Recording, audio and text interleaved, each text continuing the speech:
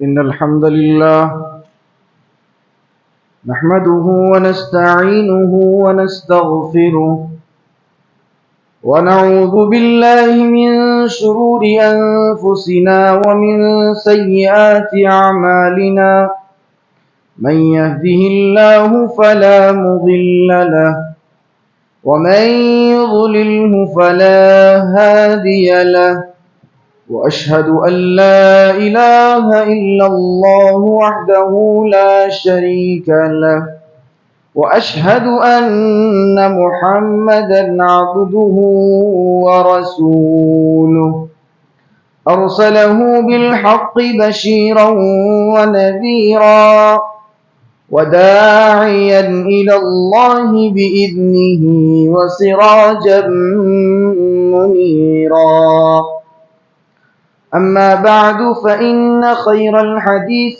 كتاب الله وخير الهدي هدي محمد صلى الله عليه وسلم وشر الأمور محدثاتها وكل محدثة بدعة وكل بدعة ضلالة وكل ضلالة في النار. أعوذ بالله من الشيطان الرجيم. بسم الله الرحمن الرحيم. ولا تصعر خدك للناس ولا تمشي في الأرض مرحا إن الله لا يحب من كان مختال فخور. معزز حاضرین جمعہ، بزرگوں، نوجوان ساتھیوں، پردہ نشین میری ماں اور بہنوں اور عزیز بچوں، تمام قسم کی تعریف و توصیف، بڑائی و بزرگی، عظمت و کبریائی اس اللہ وحدہ لا شریک کے لیے ہے جس نے ہم انسانوں کو اس دنیا کے اندر اشرف المخلوقات کا درجہ دے کر مبعوث فرمایا اور ہماری رشد و ہدایت کے لیے، ہماری کامیابی و کامرانی کے لیے اور ہماری فلاح و بہبودی کے لیے اللہ تبارک و تعالی نے بے شمار انبیاء کرام علیہم الصلاۃ والسلام کو اس دنیا میں مبعوث فرمایا. بعدہ ان تمام انبیاء کرام علیہم الصلاۃ والسلام پر درود و سلام کے پھول نشاور ہوں، خصوصاً ہمارے اور آپ کے آخری نبی احمد مجتبی محمد مصطفیٰ جناب محمد الرسول اللہ صلی اللہ علیہ وسلم پر. اللہم صلی علیہ، اللہم بارک علیہ. معزز سامعین، اللہ رب العالمین نے انسانوں کو اس دنیا میں خلیفہ بنا کر بھیجا. خلیفہ کا مطلب کیا ہوتا ہے؟ ایک ایسی نسل، ایک ایسی قوم جو ایک کے بعد دوسری آتی رہے. گویا ہمیں اور آپ کو اللہ رب العالمین نے انسانوں کو خلیفہ بنایا اور بہت ساری نعمتوں سے نوازا، ہر قسم کی نعمتوں سے نوازا. اللہ رب العالمین نے ہمارے لیے رزق کا انتظام کیا، ہمارے لیے آرام کرنے کے لیے رات کا انتظام کیا، ہمارے پہننے کے لیے اللہ رب العالمین نے کپڑوں کا انتظام کیا، پانی کے لیے پینے کا انتظام کیا، اور اسی طریقے سے سانس لینے کے لیے اللہ رب العالمین نے آکسیجن کا انتظام کیا. گویا یہ ساری نعمتیں اللہ تبارک و تعالی نے انسانوں کو دے دی. انسان کو پیدا کیا، خلیفہ بھی بنایا، اسے علم کی نعمت سے نوازا، اسے مال و دولت کی نعمت سے نوازا، اسے صحت و تندرستی کی نعمت سے نوازا. گویا ساری نعمتیں اللہ تبارک و تعالی نے انسانوں پر نشاور کر دی. لیکن بسا اوقات کیا ہوتا ہے کہ انسان ان نعمتوں کو اپنی بڑائی سمجھنے لگتا ہے. ان نعمتوں کو وہ اپنے لیے باعث عزت اور باعث شرف سمجھنے لگتا ہے کہ علم کی وجہ سے میرا جو ہے مقام ایسا ہے، اور وہ اپنے بڑائی کرنا شروع کر دیتا ہے۔ مال و دولت کی وجہ سے بعض اوقات انسان اپنے آپ کو بہت اونچا سمجھنے لگتا ہے، حسب و نسب کی وجہ سے انسان اپنے آپ کو بہت معزز سمجھنے لگتا ہے کہ میں بہت ہی اعلیٰ خاندان کا ہوں۔ یہ ساری چیزیں اللہ رب العالمین جو ہمیں دیتا ہے، انسان ان چیزوں کو اپنی بڑائی تصور کرنے لگتا ہے، اور ان نعمتوں پر وہ گھمنڈ اور تکبر کرنا شروع کر دیتا ہے۔ آج کی اس خطبہ جمعہ کا جو موضوع ہے وہ یہی ہے کہ تکبر اور اس کی تباہ کاریاں۔ آج تکبر ایک ایسی بیماری بن چکی ہے جو ہم میں سے تقریباً سارے لوگوں کے اندر یہ موجود ہے۔ تکبر کا شکار آج ہم میں سے تقریباً ہر ایک ہے، سارے ہی لوگ تقریباً تکبر کا شکار ہیں۔ کوئی علم کی وجہ سے تکبر کر رہا، کوئی مال و دولت کی وجہ سے گھمنڈ کر رہا، کوئی حسب و نسب کی وجہ سے جو ہے اپنے آپ کو بڑا کہہ رہا ہے۔ یہ ساری چیزیں آج ہمارے اور آپ کے اندر موجود ہیں۔ سب سے پہلے آئیے دیکھتے ہیں کہ تکبر کہتے کسے ہیں، اس کے بعد انشاءاللہ بات کو آگے بڑھاتے ہیں۔ تکبر کی تعریف اور اس کی ڈیفینیشن بیان کرتے ہوئے اللہ کے رسول جناب محمد رسول اللہ صلی اللہ علیہ وسلم نے حدیث میں بیان فرمایا کہ الکبر بطر الحق وغمط الناس۔ صحیح حدیث ہے، اللہ کے رسول فرماتے ہیں الکبر بطر الحق، کہ تکبر جو ہے، گھمنڈ جو ہے، وہ کیا ہے؟ حق کا انکار کرنا ہے اور لوگوں کو نیچا دکھانا ہے۔ یہ دو چیزیں ہیں، یاد رکھیے۔ الکبر بطر الحق وغمط الناس، کہ تکبر وہ ہے کہ آدمی حق کا انکار کر دے، حق کی تردید کر دے اور لوگوں کو نیچا دکھانے لگ جائے۔ جب کسی کے اندر یہ دو صفتیں پیدا ہو جائیں، جب کسی کے اندر یہ دو چیزیں آ جائیں کہ وہ حق کا انکار کرنے لگ جائے، اس کے سامنے حق بات بیان کی جا رہی ہے، اسے کہا جا رہا ہے کہ بھائی اللہ رب العالمین نے یہ چیزیں بیان کی ہیں، آدمی کہتا ہے نہیں، ہم اس چیز کو نہیں مانتے، میں کسی کا غلام نہیں، میں کسی کا پابند نہیں، میں کسی کا حکم کیوں مانوں؟ حق کا انکار جب آدمی کرنے لگ جائے، اس کے اندر تکبر آ گیا۔ اور دوسری چیز کہ آدمی کسی کو نیچا جب دکھانے لگ جائے، اس کے رہن سہن کے طریقے کو دیکھ کر، اس کے کپڑے کو دیکھ کر، یا اس کی زندگی کو دیکھ کر جب آدمی سامنے والے کو حقیر جاننے لگے، نیچا دکھانے لگے، تو اس کے اندر تکبر آ گیا۔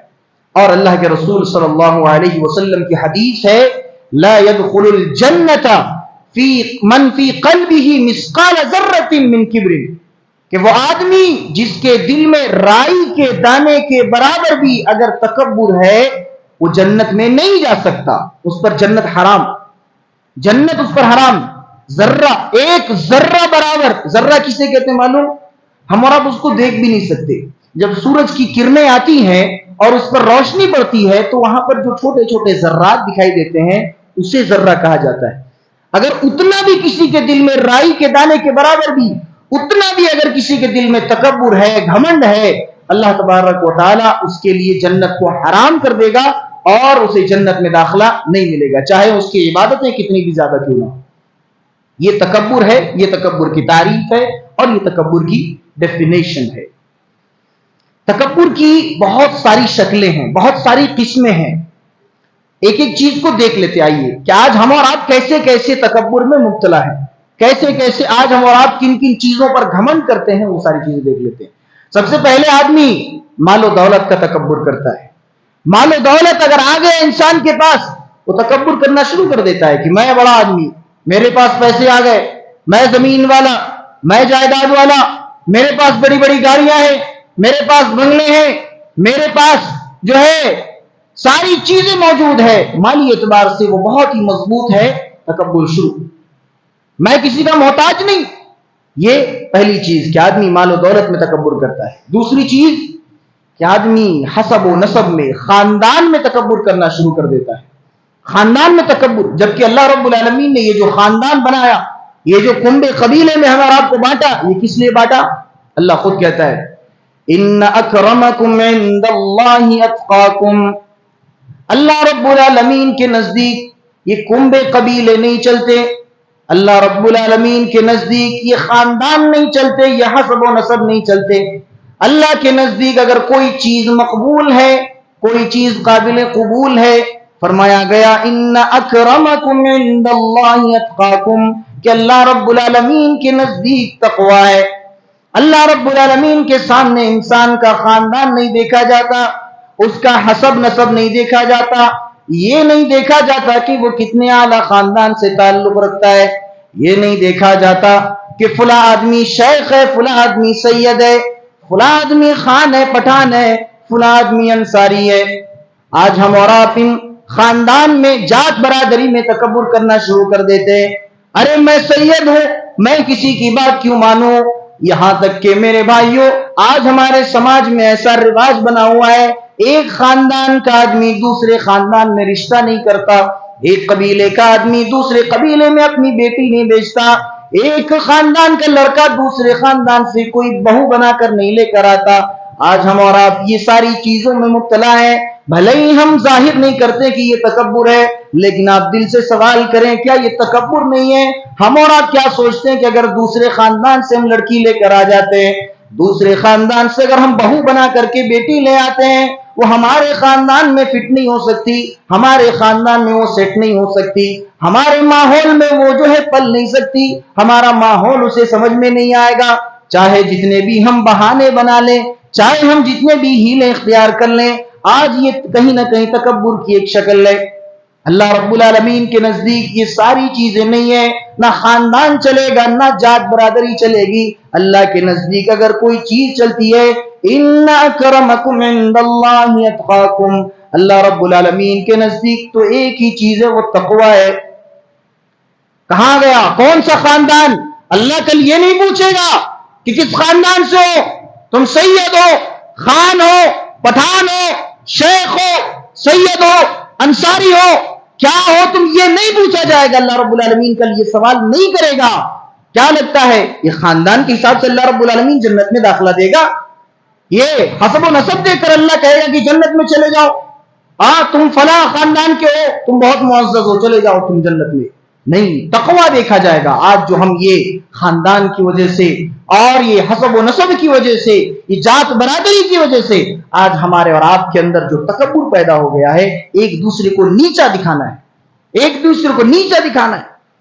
بعض جگہوں پر کیا ہم نے اپنے کانوں سے سنا کہ بعض لوگ کہتے ہیں کہ فلاں خاندان کا آدمی ہمارے محلے میں بس کپڑا بیچنے والا ہے، اس کی عزت اتنی ہے کہ وہ بس کپڑا بیچ سکتا ہے، اس سے زیادہ اس کی کوئی عزت نہیں۔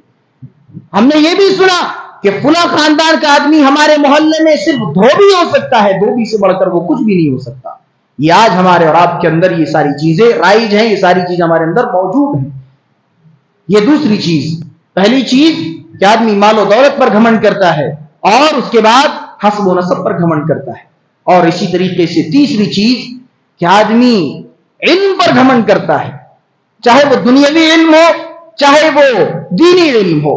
آدمی اپنے آپ کو بہت بڑا عالم سمجھتا ہے، میں بہت جانکار آدمی، کوئی اسے اگر اچھی بات بھی بتائے نہیں مانا جاتا۔ میں کیوں مانوں؟ میرے پاس بہت علم ہے، میں قرآن و حدیث کا جانکار، میں بڑا سائنٹسٹ، میں بڑا ڈاکٹر، میں تمہاری بات کیوں مانوں؟ یہ آج ہمارے اور آپ کے اندر یہ ساری چیزیں موجود ہیں۔ تو یہ تیسری چیز ہے کہ آج ہم نے اور آپ نے علم کو بھی ایک تکبر کا ذریعہ بنا لیا، اور اس میں ہم اور آپ تکبر کرنا شروع کر دیے۔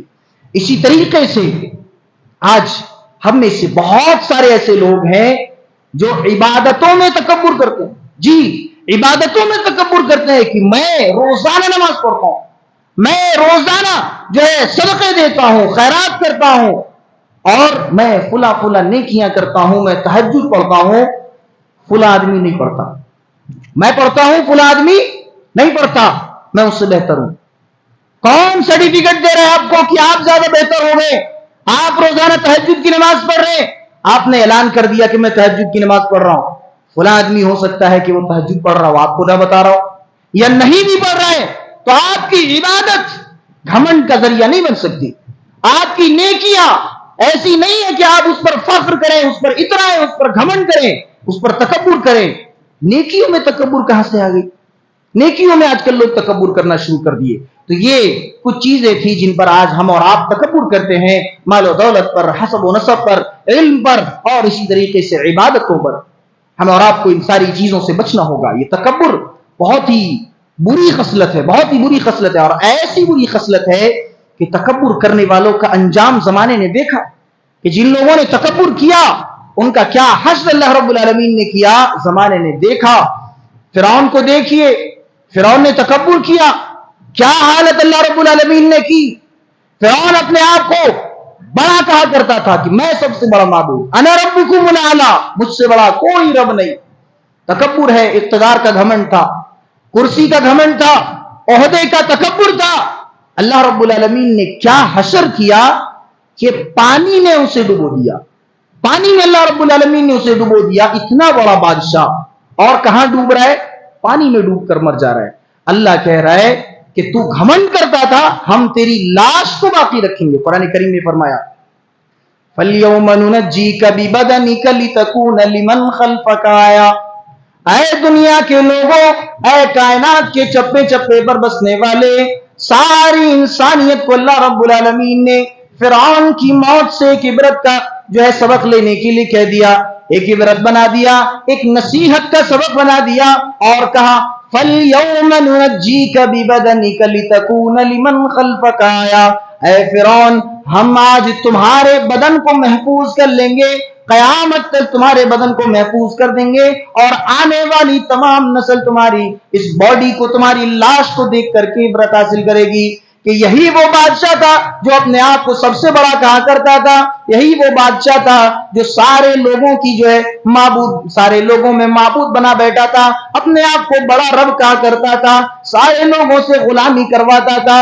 यही वो आदमी है जो लेटा है, आज इसके जो है उसके जिस्म पर नमक वगैरह लगा कर भी उसे दुरुस्त रखा जा रहा है, सही सालिम रखा जा रहा है। अल्लाह रब्बुल आलमीन ने कहा फल्यौम नुनज्जीका बिबदनिका लितकून लिमन खल्फका आया, कि आज के दिन हम तुम्हारे जिस्म को महफूज कर देंगे ताकि कयामत तक आने वाली तमाम नस्लें तुम्हारे बदन को देख करके, तुम्हारी लाश को देख करके नसीहत हासिल करे।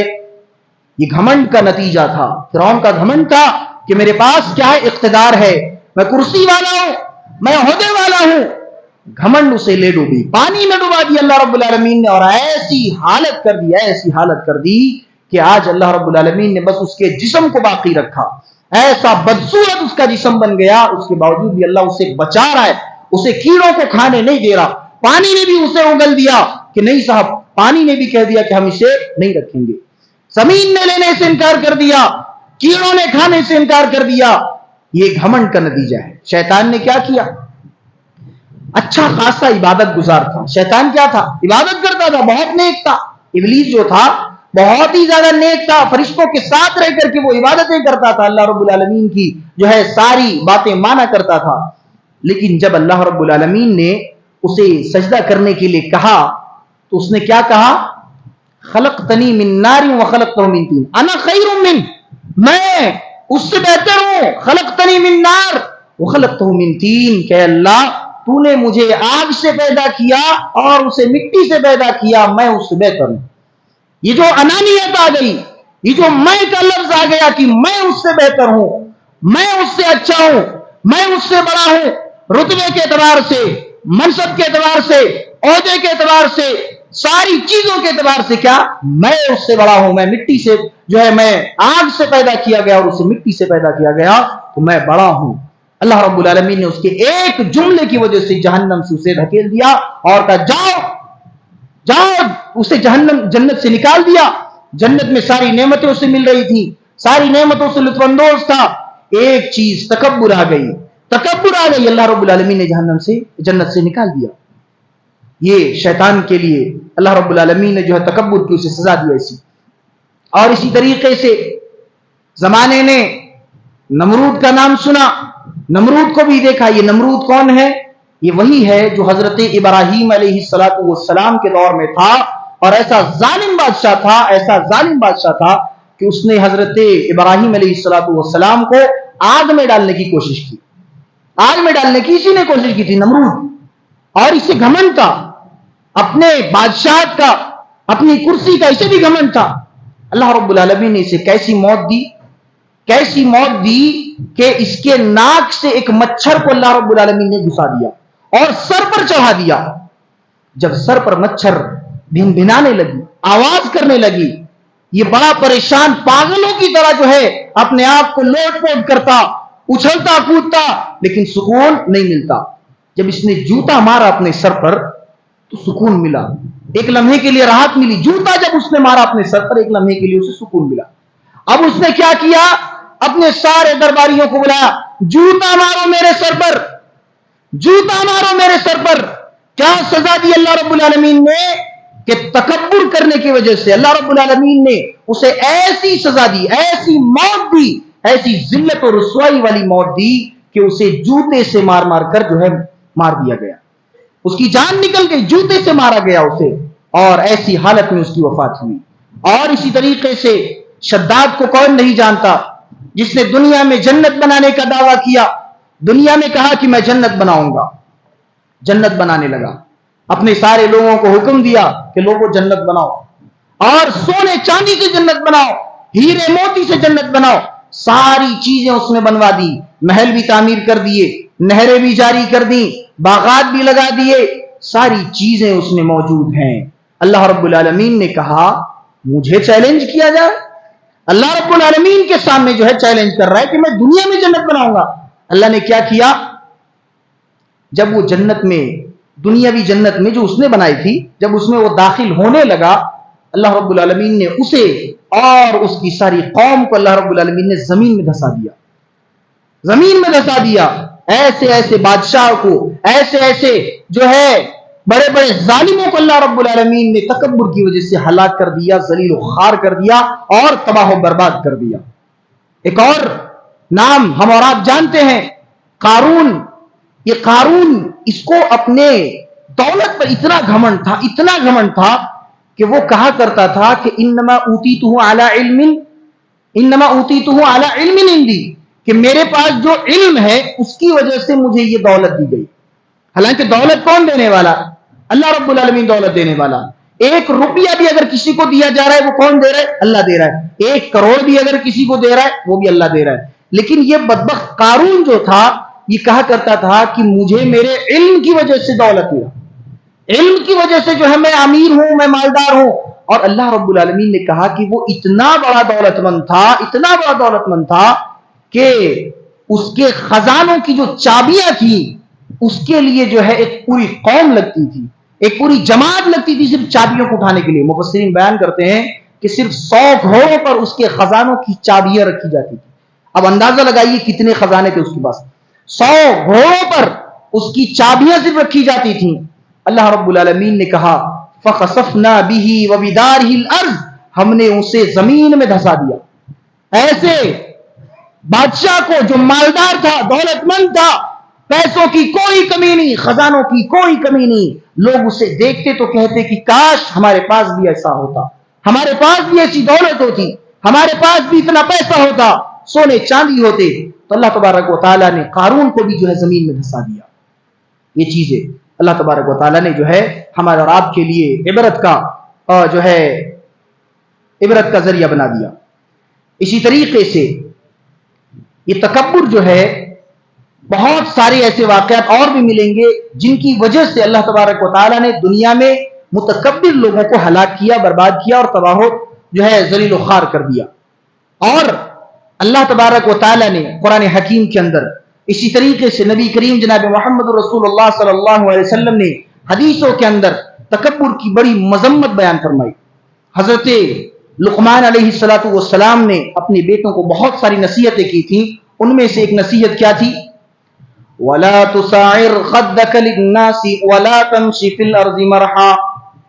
اے میرے بچے, اے میرے بیٹے, حضرت لقمان علیہ السلام اپنے بچے کو نصیحت کر رہے ہیں, اپنے بیٹے کو نصیحت کر رہے ہیں. وَلَا تُسَعِرْ خَدَّكَ لِلنَّاسِ وَلَا تَمْشِ فِي الْأَرْضِ مَرْحًا. اے میرے بیٹے, اے میرے بچے, لوگوں سے کبھی گال پھلا کر نہ ملنا, لوگوں سے کبھی گال پھلا کر نہ ملنا, کبھی غصے سے نہ ملنا. وَلَا تَمْشِ فِي الْأَرْضِ مَرْحًا, اور کبھی جب تم چلنا تو کبھی اکڑ کر مت چلنا, کبھی سینہ تان کر مت چلنا, کبھی گھمنڈ کر کے نہ چلنا. بہت ساری نصیحتوں میں سے ایک نصیحت حضرت لقمان کی یہ بھی تھی, اے میرے بیٹے, جب بھی کسی سے ملنا تو نرم دلی سے ملنا, گھمنڈ نہیں لانا, تکبر نہیں کرنا, ہمیشہ ملنا تو آرام سے ملنا، نرم دلی سے ملنا، کبھی گال کھلا کر نہ ملنا۔ وَلَا تُسَعِّرْ خَدَّكَ لِلنَّاسِ، یہ تسعر جو لفظ ہے عربی میں اس لفظ کو کہا جاتا ہے جب اونٹنی اپنی گردن موڑ لے۔ حضرت لقمان علیہ السلام کے لیے بھی اللہ رب العالمین نے یہی لفظ انتخاب کیا اور یہی لفظ بیان کیا، اے میرے بیٹے تم اپنی گردن کو نہ موڑ لینا، جب لوگوں سے ملنا تو انہیں حقیر مت جاننا۔ وَلَا تَمْشِ فِي الْأَرْضِ مَرْحًا، اور جب تم زمین پر چلنا تو کبھی بھی اکڑ کر مت چلنا۔ یہ حضرت لقمان علیہ السلام نے اپنے بیٹے کو، اپنے بچے کو یہ نصیحت کی۔ کتنی بہترین نصیحت! ایک باپ اپنے بیٹے کو تکبر سے بچنے کے لیے نصیحت کر رہا ہے کہ کبھی بھی کسی سے اکڑ کر مت ملنا، کبھی بھی کسی سے گھمنڈ میں آ کر نہ ملنا، کبھی اپنے آپ کو بہت بڑا نہ سمجھ لینا، اور جو ہے زمین میں کبھی بھی اکڑ کر مت چلنا، سینہ تان کر مت چلنا۔ یہ حضرت لقمان علیہ السلام کا واقعہ اللہ رب العالمین نے قرآن حکیم کے اندر بیان فرمایا۔ اور اسی طریقے سے ہمیں اور آپ کو یہ بھی جاننا چاہیے کہ یہ تکبر کیا چیز ہے۔ اللہ تبارک و تعالیٰ کہتا ہے الکبریاء ردائی، اور اللہ کہتا ہے کہ یہ جو تکبر ہے یہ میری چادر ہے، والعظمت ازاری، اور یہ جو عظمت ہے وہ میرا ازار ہے، جو بھی مجھ سے یہ چیزیں چھیننا چاہے گا میں اسے جہنم میں پھینک دوں گا۔ کیا کہا گیا؟ الکبریاء ردائی، یہ جو تکبر ہے یہ میری چادر ہے، جو مجھ سے یہ چادر چھیننا چاہے گا میں اسے جہنم میں پھینک دوں گا۔ کتنی بڑی بات ہے! آج ہم اور آپ بات بات پر گھمنڈ کرتے ہیں، دو پیسہ کیا آ گیا گھمنڈ شروع، کیا عزت تھوڑی دو لوگوں میں مل گئی گھمنڈ شروع۔ ایک لمحے کے لیے رک جائیے، ایک لمحے کے لیے ٹھہر جائیے، غور کیجئے، اپنے آپ سے سوال کیجئے اور اپنے آپ میں جھانک کر دیکھیے ہمارا وجود کیا ہے، انسان کی حیثیت کیا ہے، انسان کی حقیقت کیا ہے، اللہ نے انسان کو کیسے پیدا کیا۔ کہا وَلَقَدْ خَلَقْنَا الْإِنسَانَ مِنْ سُلَالَةٍ مِنْ طِينٍ، ہم نے انسان کو بجنے والی مٹی سے پیدا کیا۔ سورہ سجدہ میں فرمایا ثُمَّ جَعَلَ نَسْلَهُ مِنْ سُلَالَةٍ مِنْ مَاءٍ مَهِينٍ، ہم نے انسانوں کی نسل کو ایک گندے پانی سے، ایک حقیر پانی سے پیدا کیا۔ یہ ہے انسان کی اوقات، یہ ہے انسان کی حیثیت، انسان کے وجود کی حقیقت یہ ہے کہ انسان کو ایک گندے پانی سے پیدا کیا گیا، ایک حقیر نطفے سے پیدا کیا گیا، اور انسان آج اسی نطفے پر اکڑتا ہے، اسی نطفے پر گھمنڈ کرتا ہے کہ میں بہت بڑا بن گیا۔ زندگی کا پہلا مرحلہ ہی پیدائش ہے، اور پیدائش میں ہماری حالت یہ ہے کہ اللہ رب العالمین نے کہا کہ ہم نے تمہیں ایک حقیر نطفے سے پیدا کیا۔ کس بات کا گھمنڈ ہے؟ کس بات کا گھمنڈ؟ جب ایک حقیر نطفے سے بنایا گیا، ایک حقیر پانی سے، گندے پانی سے پیدا کیا گیا، کس بات کا گھمنڈ ہے ہمارا آپ کو؟ یہ تو پیدائش ہے۔ موت کی طرف آئیے، جب انسان مر جاتا ہے اللہ رب العالمین نے اسے کتنا بے بس کر دیا، اسے کتنا لاچار کر دیا کہ وہ قبر تک جانے کے لیے بھی 4 کندھوں کا محتاج ہے، قبر تک اترنے کے لیے بھی 4 کندھوں کا وہ محتاج ہو جاتا ہے۔ آدمی، آپ نے کبھی کسی کو یہ نہیں سنا ہوگا، کبھی کسی کو یہ نہیں سنا ہوگا کہ بہت سے بڑے سے بڑا آدمی بھی جب خود مرتا ہے تو وہ قبر میں خود اتر جاتا ہے، یا وہ اپنے آپ کو خود غسل دے لیتا ہے، یا وہ اپنے آپ کو خود کفن پہنا لیتا ہے۔ نہیں، بلکہ اللہ رب العالمین نے ایسا نظام بنا دیا، اللہ رب العالمین نے ایسا سسٹم بنا دیا کہ جب آدمی مر جاتا ہے تو وہ 4 کندھوں کا محتاج ہو جاتا ہے، نہ وہ خود سے غسل کر سکتا، غسل کرنے کے لیے بھی اس کے آدمی ہے، نہ وہ خود سے کفن پہن سکتا، کفن پہنانے کے لیے بھی وہ لوگوں کا محتاج ہے، قبر میں بھی خود اتر نہیں سکتا، 4 لوگ مل کر کے اسے جب تک نہ اتاریں گے وہ خود بھی نہیں اتر سکتا۔ اے انسان تیری کیا اوقات ہے، اے انسان تیری کیا بساط ہے، تو ان چھوٹی چھوٹی چیزوں میں جو اکڑنے لگتا ہے، تیری کیا اوقات ہے۔ اللہ نے تجھے حقیر پانی سے پیدا کیا، اور جب تیری موت ہوئی، جب تیری وفات کا وقت قریب آیا تو اتنا لاچار، اتنا مجبور، اتنا بے بس ہو گیا کہ تو اپنی قبر تک بھی خود نہیں جا سکتا۔ تو آج ہم اور آپ جس چیز پر اکڑ رہے ہیں، جس چیز کو لے کر کے بیٹھے ہیں کہ ہم جو ہیں بڑے پیسے والے، ہم دولت والے، یہ ہے انسان کی اوقات کہ اس کی پیدائش کا بھی تذکرہ اللہ نے کیا تو ایسے کیا کہ ہم نے تمہیں کیسے پانی سے پیدا کیا، ایک حقیر پانی سے پیدا کیا، اور جب تم مرو گے تو تمہاری موت میں ہم نے تمہیں اتنا بے بس کر دیا اور اتنا لاچار بنا دیا کہ تم خود سے بھی قبر میں نہیں جا سکتے۔ تو اللہ تبارک و تعالیٰ نے ان ساری چیزوں کو بیان کیا۔ آئیے ایک اور چیز کو دیکھ لیتے ہیں کہ تکبر ہمارا اور آپ کے اندر سے ختم کب ہوگی؟ جب ہم اپنے اندر عاجزی پیدا کریں، انکساری پیدا کریں۔ اور یہ عاجزی و انکساری کیا چیز ہے؟ کہ آدمی اپنے آپ کو کبھی بھی بڑا نہ سمجھے، کبھی بھی وہ اپنے آپ کو کسی بھی اعتبار سے دوسروں سے بڑا نہ سمجھے کہ میں علم کے اعتبار سے بہت بڑا ہوں۔ نہیں، اللہ رب العالمین نے پیدا کیا ہے، اللہ کی زندگی دی ہوئی ہے، اس زندگی میں کیسا کرنا؟ سارے لوگوں کو ایک دن مر کر کے چلے جانا ہے، اس میں کون سا گھمنڈ، کون سا تکبر؟ تو سب سے پہلے اگر گھمنڈ کو ختم کرنا ہے، تکبر کو ختم کرنا ہے، تو انسان کو اپنے اندر عاجزی اور انکساری پیدا کرنا ہوگا۔ اور عاجزی اور انکساری کیسے پیدا کریں گے؟ ہمیں اور آپ کو سب سے پہلے اس کے تعلق سے جاننا ہوگا کہ عاجزی اور انکساری کی فضیلت کیا ہے۔ اللہ کے رسول صلی اللہ علیہ وسلم فرماتے ہیں کہ ما تواضع احد للہ الا رفعہ اللہ۔ یہ عاجزی کی فضیلت بیان کرتے ہوئے کہا کہ ایک آدمی اگر تکبر کرتا ہے وہ دنیا میں ذلیل ہو جاتا ہے۔ آپ دیکھیں یہ تو ساری اللہ رب العالمین نے عبرت کے لیے یہ واقعات بیان کر دیے۔ آج ہمارے اور آپ کے سماج میں بھی جو رہنے والے لوگ ہیں، اگر اس کے اندر تکبر ہے کسی کے اندر، تو ہم اور آپ خود اس کی عزت نہیں کرتے۔ یہ ایک اٹل حقیقت ہے کہ ہم اس کی عزت نہیں کرتے جس کے اندر تکبر ہے۔ لیکن جس کے اندر تواضع ہے، انکساری ہے، عاجزی ہے، اللہ کے رسول فرماتے ہیں کہ الا رفعہ اللہ، کہ جو آدمی عاجزی اختیار کرتا ہے، جو آدمی تواضع اور انکساری اختیار کرتا ہے، اللہ رب العالمین اس کے درجات کو بلند کر دیتا ہے۔ آدمی نیچا اگر ہوتا ہے، اللہ اسے خود بخود اٹھاتا ہے۔ آدمی اگر اٹھنا چاہے، اللہ اسے نیچے گرا دیتا ہے۔ تو جو آدمی خود کو نیچا ثابت کرنا چاہے، اپنے آپ کو بڑا نہ کہے، اللہ رب العالمین کے نزدیک اس کا مقام، اس کا مرتبہ اور اس کا رتبہ بہت بلند ہو جاتا ہے۔ الا رفعہ اللہ، اللہ رب العالمین اس کے مقام کو بلند کر دیتا ہے۔ اسی طریقے سے ایک حدیث میں آتا ہے، بڑی مشہور حدیث، صحیح مسلم شریف کی حدیث ہے، اللہ کے رسول صلی اللہ علیہ وسلم فرماتے ہیں سبعۃ یظلھم اللہ فی ظلہ یوم لا ظل الا ظلہ۔ کل قیامت کے دن آدمی پریشان حال ہوگا، آدمی نفسی نفسی کے عالم میں مبتلا ہوگا۔ یوم لا ینفع مال ولا بنون، نہ اس دن باپ بیٹے کے کام آئے گا، نہ بیٹا باپ کے کام آئے گا۔ ایسی حالت میں اللہ رب العالمین جو ہے 7 قسم کے لوگوں کو اپنے عرش کا سایہ نصیب فرمائے گا، اور ان میں سے ایک آدمی وہ ہوگا ورجل ذکر اللہ خالیا ففاضت عیناہ، کہ وہ آدمی جو تنہائی میں ہے اور اپنے آنکھوں سے اللہ کے ڈر سے آنسو نکال رہا ہے۔ یہی عاجزی ہے میرے بھائیوں۔ عاجزی اور انکساری کیا ہے؟ کہ آدمی اپنا دل نرم کر لے۔ جب انسان کا دل نرم ہے، جب انسان کا دل جو ہے پگھلا ہوا ہے، انسان جو ہے نرم دلی کے ساتھ لوگوں سے ملتا ہے، تو وہ کبھی بھی اپنے آپ کو بڑا نہیں سمجھتا، وہ کبھی بھی اپنے آپ کو جو ہے بہت ہی اعلیٰ اور معزز نہیں سمجھتا، بلکہ ایک آدمی جو عاجزی ہے، جو عاجزی اختیار کرتا ہے، جو انکساری اختیار کرتا ہے، اس کا اتنا بڑا مقام، اتنا بڑا مرتبہ کہ کل قیامت کے دن اللہ رب العالمین اسے اپنے عرش کا سایہ نصیب فرمائے گا۔ ورجل ذکر اللہ خالیا ففاضت عیناہ، جس کی آنکھوں سے آنسو نکل پڑے۔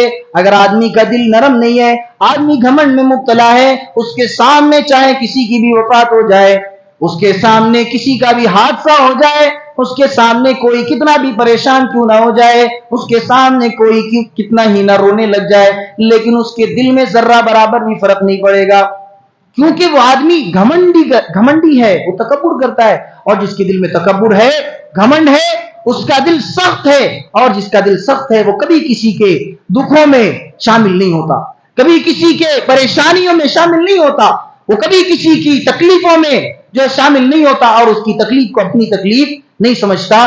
یہ ایک گھمنڈی اور تکبر جو ہے کرنے والے آدمی کی مثال ہے۔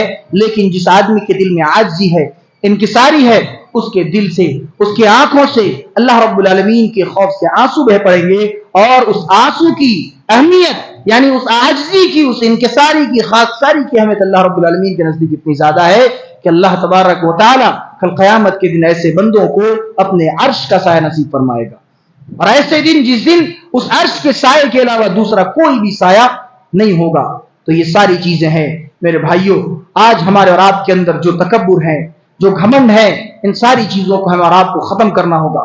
پہلے ہمیں سوچنا ہوگا کہ ہماری جو زندگی ہے وہ کیسے شروع ہوئی اور ہماری زندگی کا جو اختتام ہے وہ کیسے ہو رہا ہے. ہم دونوں ہی اعتبار سے لاچار، دونوں ہی اعتبار سے مجبور. ہماری پیدائش جب ہوتی ہے ہم مجبور ہوتے ہیں، نہ ہم خود چل سکتے ہیں نہ ہم خود کپڑا پہن سکتے ہیں. ایک انسان کی حیثیت اتنی ہے کہ وہ اس دنیا میں ننگا آتا ہے، اس دنیا میں وہ ننگا آتا ہے اور ایک کپڑا لپیٹ کر کے وہ جاتا ہے. اس کی ساری مال و دولت، اس کے سارے زمین جائیداد، اس کے سارے رشتے ناتے، اس کے سارے خاندان، حسب و نسب، ساری کی ساری چیزیں دھری کی دھری رہ جاتی ہیں. انسان اگر ساتھ میں لے کر جاتا ہے تو ایک کفن کو لے کر جاتا ہے اور اپنے اعمال کو لے کر جاتا ہے. اس کے علاوہ انسان کی کوئی اوقات نہیں، اس کے علاوہ انسان کی کوئی حیثیت نہیں، کوئی وقت نہیں، کوئی بساط نہیں. انسان کس چیز پر تکبر کرتا ہے اور انسان تکبر میں اتنا زیادہ ڈوب جاتا ہے، اتنا زیادہ مبتلا ہو جاتا ہے کہ وہ اللہ رب العالمین سے غافل ہو جاتا ہے. اللہ نے فرمایا کہ ما غرک بربک الکریم، اے لوگوں تمہیں اللہ رب العالمین سے کس چیز نے غافل کر دیا؟ تکبر میں تم اتنا آگے بڑھ گئے، تم حسد میں اتنا آگے بڑھ گئے، تم گھمنڈ میں اتنا آگے بڑھ گئے کہ تم اللہ رب العالمین کے ذکر سے غافل ہو گئے. الذی خلقک فسواک فعدلک، اسی نے تمہیں پیدا کیا، اسی نے تمہیں پیدا کیا. کیا تم نے اپنے ہاتھوں کو خود سے بنا لیا؟ یہ جو تمہاری شکل و صورت ہے جس پر تم گھمنڈ کرتے ہو، جس پر تمہیں بڑا ناز ہے، یہ شکل و صورت کیا تم نے بنائی؟ یہ آنکھیں جو خوبصورت دکھتی ہیں، یہ آنکھیں کیا تم نے خود سے بنا لی؟ یہ ہاتھ جو تم استعمال کرتے ہو، ان ہاتھوں پر جو تم فخر کرتے ہو، تمہارے بازوؤں میں طاقت ہے، تمہارے بازوؤں میں توانائی ہے، یہ توانائی، یہ طاقت، یہ تندرستی کس نے دی؟ اللہ رب العالمین نے دی. تو اللہ کی نعمتوں کو پا کر کے اسی کی نعمتوں پر ناشکری کرنا، اسی کی نعمتوں پر تکبر کرنا، اسی کی نعمتوں پر گھمنڈ کرنا، یہ کہاں کا جو ہے فلسفہ ہے اور یہ کہاں کا منطق ہے؟ تو میرے بھائیوں، ہمیں اور آپ کو ان ساری چیزوں کو سمجھنا پڑے گا، ان ساری چیزوں پر غور کرنا پڑے گا. اپنے اندر سے تکبر کو ختم کرنا ہوگا اور اپنے اندر عاجزی اور انکساری پیدا کرنا ہوگا. آئیے اللہ رب العالمین سے دعا کرتے ہیں کہ بارے اللہ ہم تمام لوگوں کو کئی سنی باتوں کو سمجھنے اور ان پر صحیح عمل کرنے کی توفیق عطا فرما. اے اللہ ہم تمام لوگوں کے اندر اگر تکبر جیسی یہ مذموم بیماری ہے تو اے اللہ ہم تجھ سے دعا کرتے ہیں، اے اللہ اس تکبر جیسی بیماری کو ہمارے دلوں سے تو ہمیشہ ہمیشہ کے لیے صاف کر دے. اے اللہ ہمارے دلوں میں خالص تیرے لیے ایمان کا جذبہ پیدا کر دے. اے اللہ ہماری ٹوٹی پھوٹی عبادتوں کو قبول کر لے. اے اللہ ہماری ساری خطاؤں کو، ہمارے سارے گناہوں کو تو اپنے فضل و کرم سے معاف فرما. اے اللہ ہمیں جب تک اس دنیا میں زندہ رکھ، حالت اسلام میں زندہ رکھ، اور جب ہمارا خاتمہ ہو تو خاتمہ بالخیر ہو. اقول قولی هذا واستغفر الله لي ولكم ولسائر المسلمين انه تعالى جواد ملك بر رؤوف رحيم.